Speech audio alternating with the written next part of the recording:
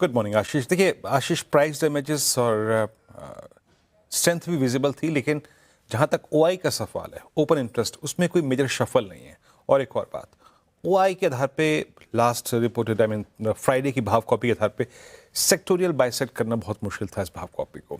ज़्यादा stock specific होकर बात मैं कर पाऊंगा, लेकिन हाँ, दो बास्केट ऐसी रही, एक केमिकल और टेलीकॉम, जिसने एक सब्सटेंशियल ओआई लॉन्ग साइड पे गेन किया and more likely put writers side, put writers के पास कन्विक्शन था वहां पे।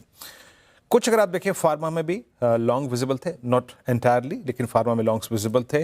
बट ऑयल गैस, रियलिटी और सीमेंट, ये तीन स्पेस ऐसे थे जहां पे प्राइस डैमेज बहुत हुआ है, बट ओआई शफल इतना नहीं हुआ है, याद रखिएगा। फिर मैं कह रहा हूं ये बात, लॉन्ग्स पे आते हैं सीधे, जैसे कि मैं कह रहा हूं कि सेक्टर्स के आधार पे बाइसेक्ट करना मुश्किल है, तो सीधे स्टॉक स्पेसिफिक होकर बात करता हूं।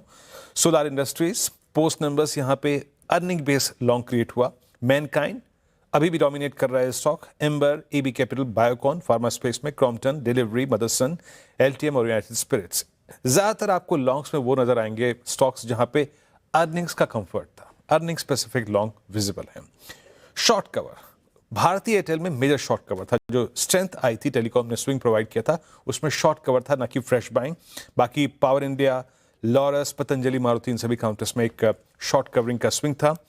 शॉर्ट बने वेदांता में Muthoot finance, NHPC, Godfrey Phillips, Adani power, Cochin shipyard, इन काउंटर्स में शॉर्ट क्रिएट हुआ। और जहां पे प्रॉफिट्स कैश में कन्वर्ट हुए, Bharat forge, LIC housing, Kaynes, Nestle, Polycab, AU bank, Nalco और पेटीएम और हिंदुस्तान जिंक। आशीष। ओके।